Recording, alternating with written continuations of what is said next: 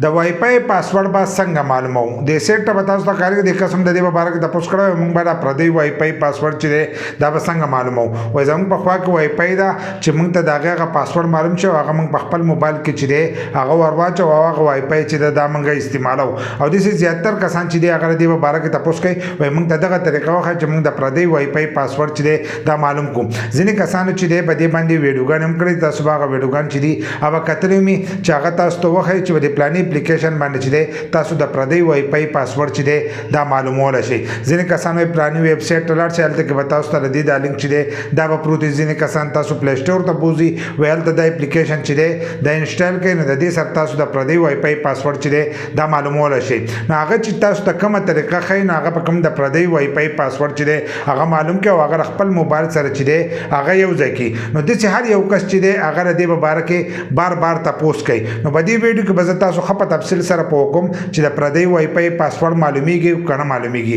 او کومه د وائی فای د چې داغه پاسورډ چې دی دا معلومیږي داغه لپاره چې دی ویډیو په پوره ګورئ یو لایک شیر کمنټ چې دی ویډیو له لازم ورکوي نو کم کسان چې بار بار دا تاسو کوي چې د پردي وائی فای پاسورډ به څنګه معلومیږي یا په یوټیوب کې سرچ کوي یا په فیسبوک کې سرچ کوي او د دې لپاره کې بار بار سرچ کوي چې د پردي وائی فای چې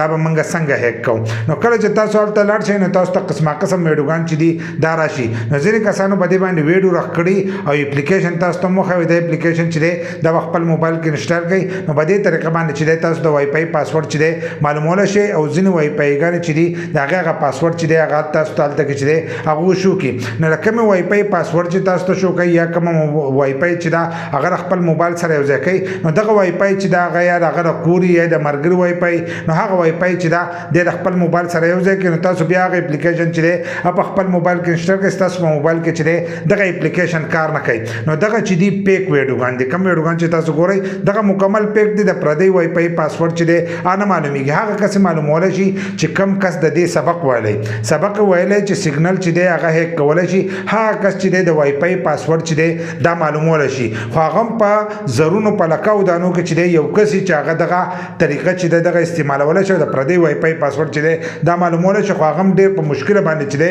هغه معلومیږي بل هغه چې د تعلیم کړی دی هغه د دې لپاره نه کړی هغه په زول شیزونو باندې چې دی خپل مازغه چې دی دا نه خراب چې په پردي وائی فای ګانو پسې ګرځي او دغه پاسورډ چې دی دا معلومای نو کم کسان چې تاسو دغه طریقې خې دغه طریقه چې د غلطه ده بل لا کړه پردي وائی فای پاسورډ چې دی دا معلومېدل نو دا 3000 4000 او 1000 روپۍ چې دی دا به خلکو په وائی فای بل باندې چې دی په دې باندې وینه ورکول خو دغه اپلیکیشن چې دی دا به په موبایل کې انسټال کول نو بیا به دغه وائی فای ګان چې دی دا به ځان سره کوړولې جو خپه اسانو باندې پردي وائی فای چې